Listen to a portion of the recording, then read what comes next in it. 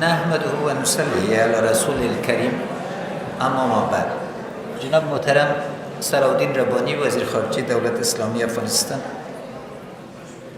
جناب عبدالسلام رحیمی رئیس عمومی اداره امور افغانستان، جناب والی صاحب، جناب صاحب مراد علی خان معاون لودرسی افغانستان، جناب صاحب خالق رئیس ارکان حرب افغانستان، جناب صاحب قدمشاه قماندان فرقه 111، جناب بیکس سرپرست اداره ارگان‌های محل، اراکین وزارت داخله، جناب صاحبای محترم، علمای کرام، خواهرای عزیز، برادرای محترم، اولتر از همه توفیق پیشوای بشریت برتان ارائه میکنم. السلام علیکم و رحمت الله برکاته. من نطق نوشته کرده بودم، نطق من یک طرف میمون، اما دلیل ببینین که نطق نوشته کرده بودم که به نطق نامده بودم. بنابراین بخوایم همون که شما از دل گپ زدین، امرایتان از دل گپ زدم. صحیح؟ نقطه اول ما امتنان است. به نمایندگی دولت و ملت افغانستان من میخوایم از هر پدر و مادر بدخشانی ابراز امتنان کنم.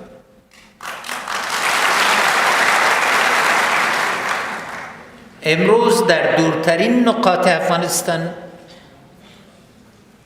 اولاد رشید و شجاعی این ولایت از حاکمیت ملی، از دین مبین اسلام و از ناموس ملی افغانستان دفاع میکنه. تشکر. خانه تان آباد.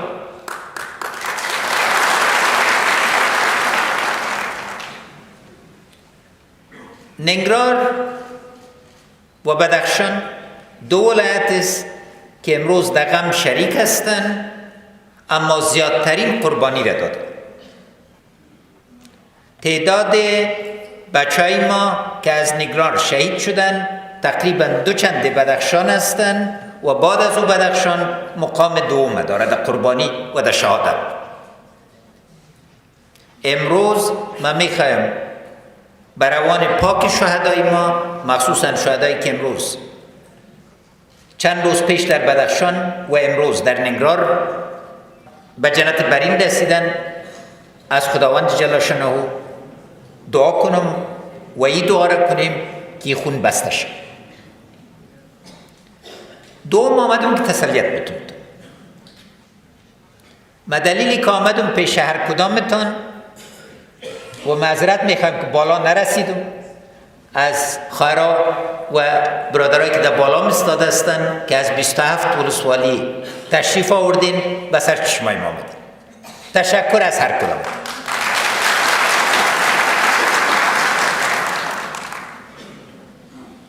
افغان باید چشم به چشم شود. در این مدت کوتاه شما رنجایتان وقتی که من از صفایتان تیر می شدم بسیار با وضاحت گفتین، پیش از این که سخنگوی آخر ما سخنایتان به لفظ بگوید.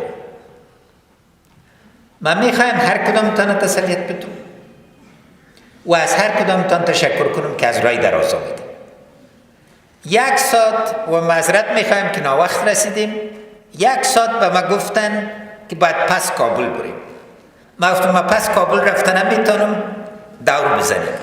و میخوایم از پیلوتای بسیار شجاعی ما تشکر کنم، چون واقعا ابر به اندازه زیاد بود که 35,000 فوت بالا هنوز هم دیده نمیشد. از برکت از اونا آمدیم. ما میخوایم از اردوی ما ابراز امتنان کنیم. خداوند داشته باشید. من به دسته برتان تلفن نکردم که تسلیت بگویم، چون من میخواستم در بینتان باشم. نه بوسه به پیغام میشه، نه تسلیت به تلفن. ما آمدم که هر کدامتان تسلیت بگویم و بگویم که سرقماندان آلایتان پشت دیوالای ارگ نیست، در مابین شماست.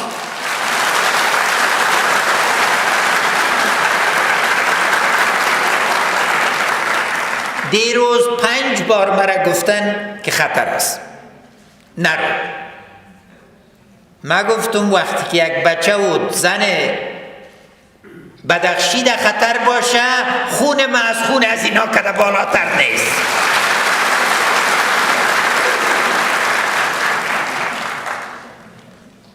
بنابراین یادسه غمناک است، اسفناک است، تکان دهنده است. ما همه را تسلیت میتم و دلیل عمده که آمدم ایست که اوضاع ما با هم ترازو کنیم. ما از رئیس شورای ولایتی، از نماینده جامعه مدنی و مخصوصا از برادر ما که در آخر صحبت کرد از صمیم قلب تشکر میکنم. اینا چی را تشریح کردن؟ اینا میراث را که به ما مانده تشریح کردن. امی میراث درست است یا نه؟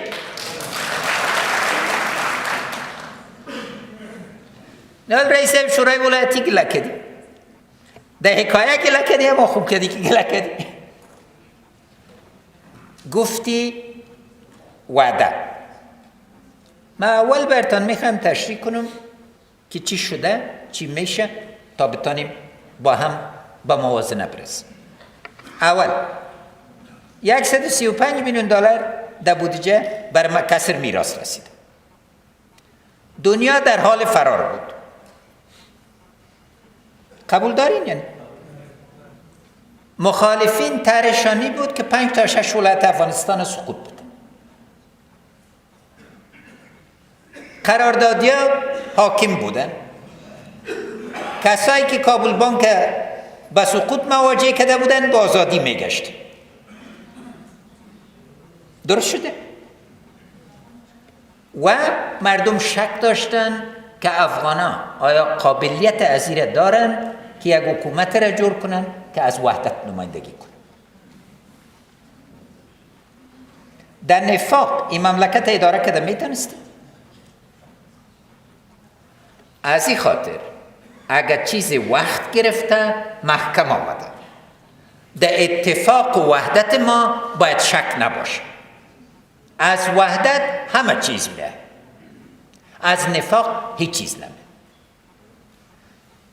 200 سال آخر ببینیم کل بی‌امنی افغانستان، شکست خورد افغانستان، عقب ماندگی افغانستان محصول بی اتفاقی قشر سیاسی افغانستان نبود. امروز این حکومتتان امید است برتان ثابت کرده باشه که رئیس جمهورتان قطعا آرزوی شخصی نداره، میخواه بر جانشین خود یک میراث بانه که او مملکت ثابت، مملکت با رفاه و مملکت با امنیت باشه. ما باید فضای پذیرش یکی دیگره، فضای تحمل یکی دیگره داشته باشیم. این بدون از این که حوصله سیاسی داشته باشیم، بدون از این که هدفمند باشیم، بدون از این که توجه داشته باشین که مشکلات به چه شکل حل میکنین و پیشرفت نمیدین. خراب برادر، میخواین قصه امان الله خان و داود خان تکرار شد؟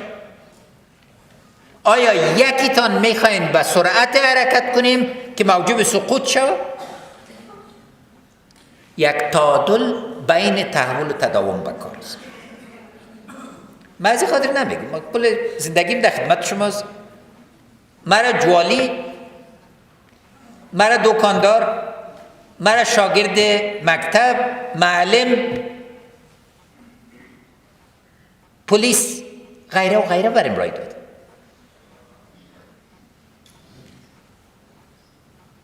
دولت ما به اساس عدالت محمدی، به اساس حکم قانون اساسی رئیس جمهور خادم شماست. من مسئول هستم به هر کدامتان که به من یا به دکتر صاحب عبدالله رای دادین این حکومت ایجاد کردیم. اما میراث را که مانده باید به صورت واقعی بینانه تشریح کنیم. این میراث در یک روز از بین نمیره. منم میخوام دفاع کنم. چی به دست آوردیم؟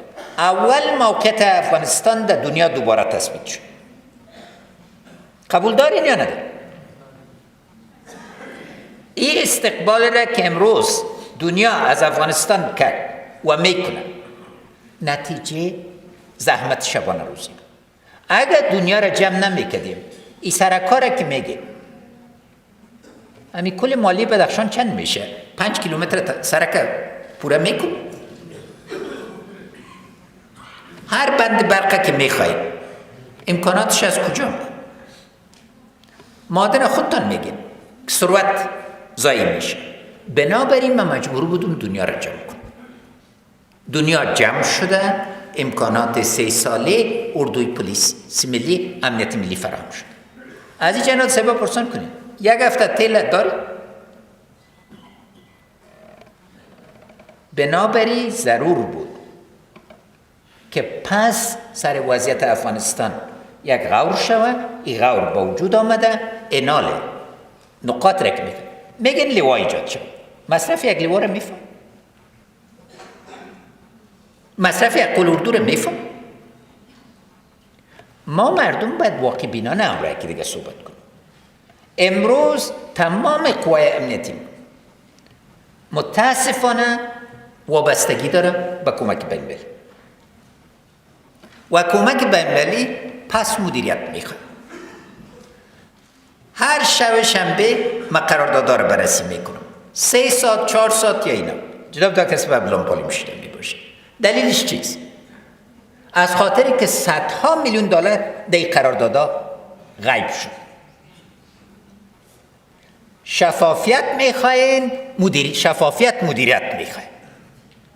انال از پولی که از این قراردادها صرفه جویی میشه انشالله تعالی لوایتان در زودترین فرصت تمویل میشه. ماش معلم بسته به ایست که پس مملکت تولیدی بسازیم. ما 14 سال معلمی کردیم. از این چوکیم که برایم امیدی نیست که پس در صف شما خواهرها بیایم معلمی کنم. اما بدون از این که مملکت از ثروتمند بسازیم پول از کجا میاد؟ بنان ضرور است که اقتصاد مملکت به حرکت بندازیم. قاضی صاحب ایجا شیشتن پرسان کنید. بار اول است که در ریاست جمهوری قاضی های مرافع 34 ولایت خواسته شدن، شخصا من برایشان صحبت کردیم. در قضا مشکل داریم، مشکل جدی داریم. قاضی صاحب برد میگه از بهترین قاضی هست. اما اصلاحات به این نمیشه که آدم تنها دور کنه. اصلاحات ایره میخواه که قسمی که شما میگین کادرهای اصولی به وجود بیاد. کادرهایی که مثل جوانای تحصیل یافته بدخشان، وطن پرست باشن، متعهد باشن و اصولی فکر کنن. متاسفانه فساد در جوانای ما، باز جوانای ما نسل‌های گذشته را براءت دادن از فسادشون.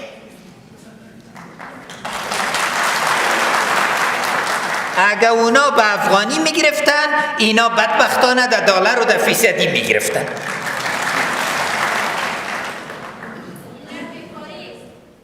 از بیکاری نیست که با خدا این مردم 5 نسل خدا خوردن و خواهر هر چیز یک اندازه داره. از بیکاری نیست، از بیپرسانی بود. پرسان باشه این چیزها با وجود نمیه، اما پرسان ایجاد بررسی میکنه. اینال میم سر بدخشان و باز سر وضع عمومی امنیتی. نکته اول است که ما 2 تصویر بدخشان داریم. یکی او بدخشانه که شما و من میخواین، یکی او بدخشانه که مغرضین میخواین تولید کن. امرای رئیس جمهور چین اولین سخنای ما سر کوریدور واخان بود. شورای ابریشم زیر کار است. ایت چینایی در این هفته میایه. انشالله تعالی این یک آرزوی عمومی ملت افغانستان است که برآورده شود که از هرات تا واخان ما بتانیم خط مستقیم داشته باشیم و باز رای ابریشم زنده. ما شما را فراموش نکردیم مگر رای ابریشم در یک روز ایجاد نمیشه. انال باید این میفهمین من میخوایم خاصتا از مردم واخان و شغنان ابراز امتنان کنم. 38 سال پیش دو جوان که هیچ چیز نداشتن و هیچ کس نمیشناختشان از یک طیاره در شغنان تاش شدن. 5 روز مردم در سر خانه بام خود نان دادنشان، چای دادنشان، امرایشان گشتن. او دو جوان خانم و ما بودیم. امروز آمدیم که پس از پیشتان تشکر کنیم.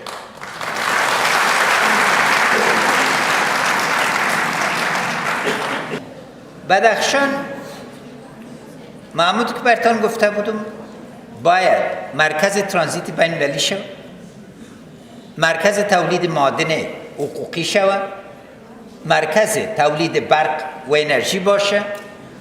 این حرفا را ما شما قبول داریم و هدف ما است که نمینا پیاده شد. اینا لمیم سر مشکلات. مشکل اولی است با عرض نهایت معذرت که اداره بدخشان اداره مفید نبود.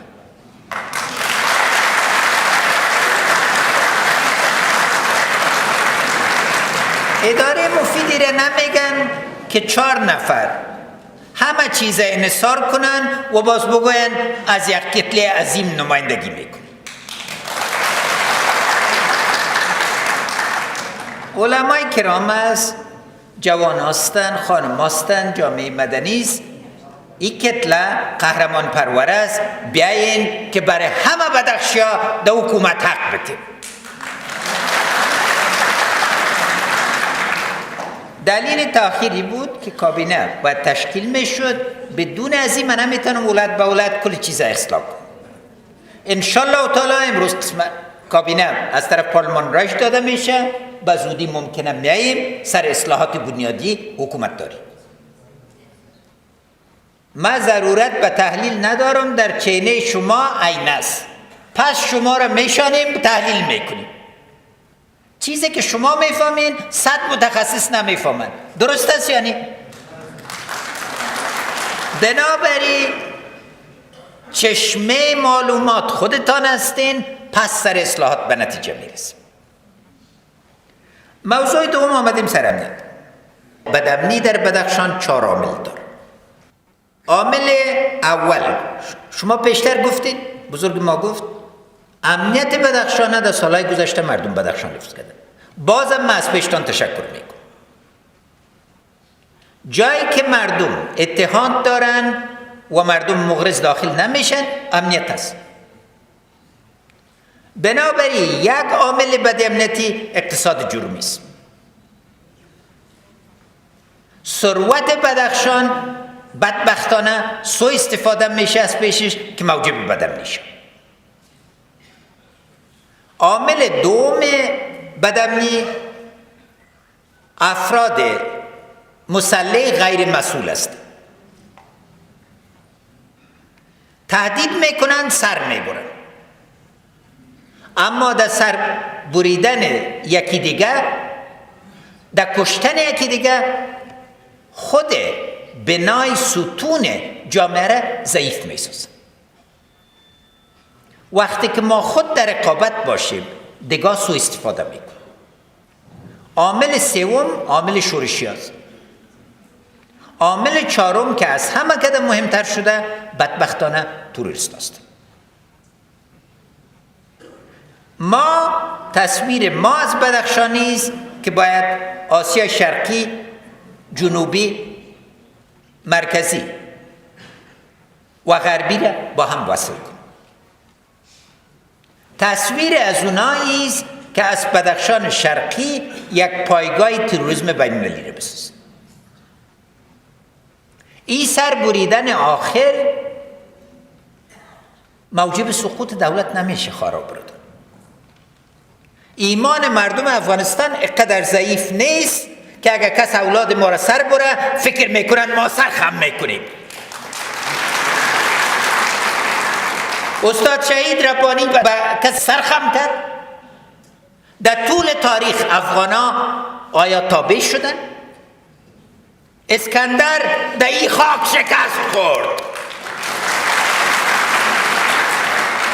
بنابراین هدفشان چیست؟ هدفشان نیست که در روحیه ما خلل بیارن. هدفی نیست. اینا میفهمن که ما را سکوت دادن نمیتون. 6 ماه پیش او توقع را داشتن از جهت اقدامات بسیار شجاعانه اردوی ملی، پلیس ملی و امنیت ملی به عقب رفتن. در هلمند جناب صاحب خالقان چیشتن قوای مسلحتان پیش قدم شدن، از بی سابقه ترین عملیات انجام داد. جناب صاحب مرادعلی تشریف دارن، جناب صاحب قدم شاخان. بنابراین اینا میخواین روحی ما را ضعیف کنن. انال مخصوصا علمای کرام ما ضرورت داریم.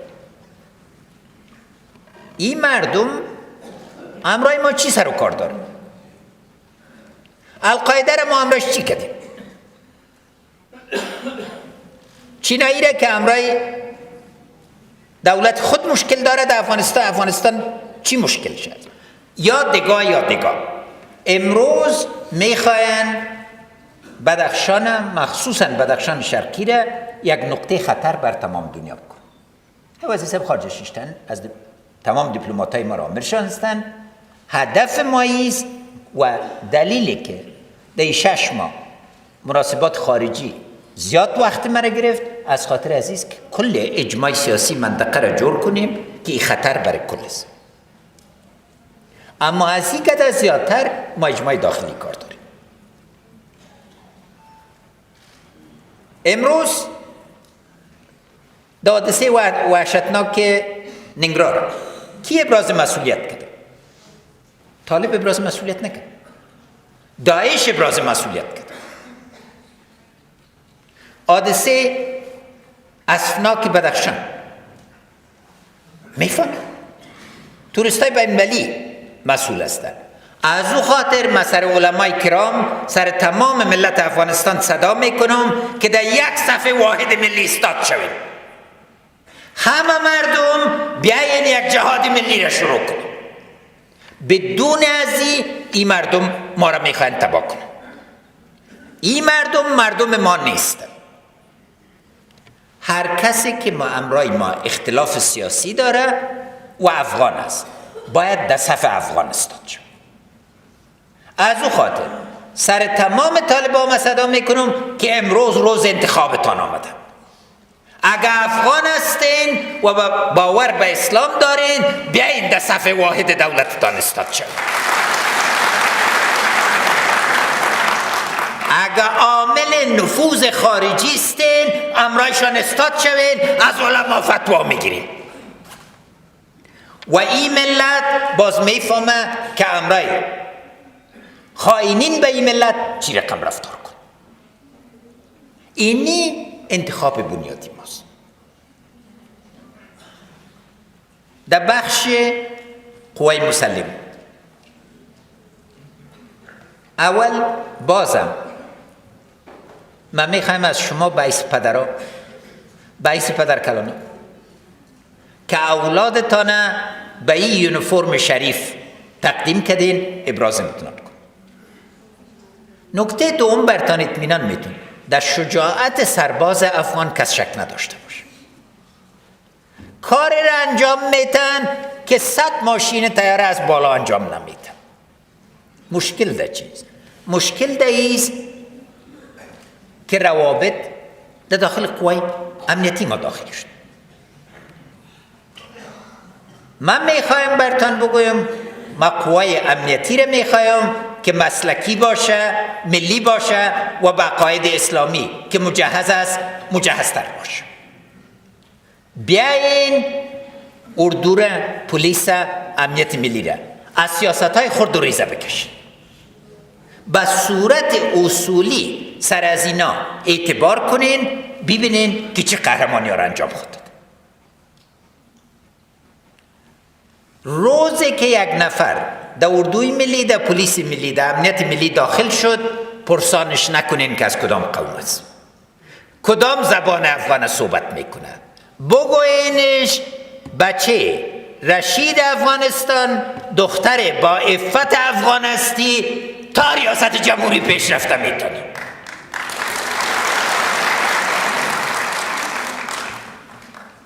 به شرطی که مردم انتخابت کنن. یک پست من انتخابی است، پستای کل از اینا انتصابی است. و در این بخش من میخوایم بازم تکرار کنم که با وجود غمی که ما شما همه مشترکاً داریم، باعث سرقماندان اعلای قوای افغانستان ما سر قوای امنیتی ما افتخار میکنم. هر کسی که اشتباه کرده باشه راههای اصولی تحقیق وجود داره. قانون اساسی هر نفر بیگناه میدانه تا گناهش ثابت شده باشه. ما هدایت دادیم که منطقه قماندان کندک بوده، دگاه بودن، از طرف مقامات موجی بررسی شد. اگر حاکمیت قانون میخواهیم باید پیش از وقت قضاوت نکنیم. حادثه شهید فرخنده یادتان است؟ کسایی که قضاوت غلط کردن، یک دختری را که قاری قرآن بود به فجیع ترین حالت به قتل رساند. مثل که رئیس شورای علما گفت وقتی که یک مسلمان، یک انسان کشته میشه عرش عظیم میلرزه. از این جهت ضرورت است که در قسمت گناه سلسله تحقیقات باشه. اما من میخوایم در قسمت تقدیر صحبت کنم. یک قسمت از سربازای ما، از بریدملای ما قهرمانی بسیار زیاد کردن. ما هدایت دادیم که لیست از اینا تهیه شود و اینا تقدیر شود تا هر کسی که از این خاک دفاع میکنه به صورت اساسی مورد توجه قرار بگیره. مسائل دیگر گفتین، مسائل انکشافی است، مسائل تعلیم تربیه است. خبر خوش و خبر بد. خبر خوش ده است که امکانات فراهم کردیم. خبر بد است که دستگاه دولت تنها در ولایت اصلاح نمیخواد. وزارت ها مشکلات جدی دارند. من مجبور هستم در پروگرام سازی قسم امرایشان پیش برم که منابع استفاده شد. اکثریت وزارت های ما پولی را که در 13 سال داشتن مصرف کرده نتونستن. اکثریت ولایت های ما نتونستن در حضور بزرگ خارجی ها که در اینجا وجود داشتن 6 پروژه حیاتی را به انجام برسن. این ضرورت با پلانگذاری داره. ما این نمیگم که صبر دراز بکشیم، اما با هم کار میکنیم تا خواسته های مشروع مردم بدخشان و کلش مشروع است. ما خواسته اینا مشروع نشد. به صورت اساسی، اصولی و تدریجی عمل شد. بازم میخوایم که برای پاک شهدای ما درود بفرستیم. میخوایم از شجاعت همتان، از وطن پرستیتان ابراز امتنان کنم. از خواهرای ما میخوایم خاصا تشکر کنم. بدخشان یکی از ولایت بسیار کم است که مشکل زن تعلیم یافته دارد. به این معنی که امروز تعداد تعلیم یافته زن از مقدار کاری که وجود داره زیادتر است. این مسئله باید حل شد و انشالله تعالی حلش میکنیم. اما از توجه هر کدامتان به تربیه اولاد وطن، به تربیه خود، به سرمایه‌گذاریتان ابراز امتنان میکنیم. انشالله افغانستان را خواهد دیدین که در زن بدخشی درخشش کنه و امید است که در آینده بسیار دور نه یکی از ایتان پالوی ربانی صاحب در کابینه افغانستان حضور داشته باشید. مرا خود دیدین وعده خود ایفا کردم، 4 زن به کابینه آوردم. امید است امروز پارلمان رای بتیشان، زمینه برتان فراهم میشه. انشالله تعالی در نقش تغییر زنای افغانستان قدمای اساسی و اصولی بگذاریم و باز هم از همه تشکر میکنم. تل دی افغانستان، زنده باد افغانستان.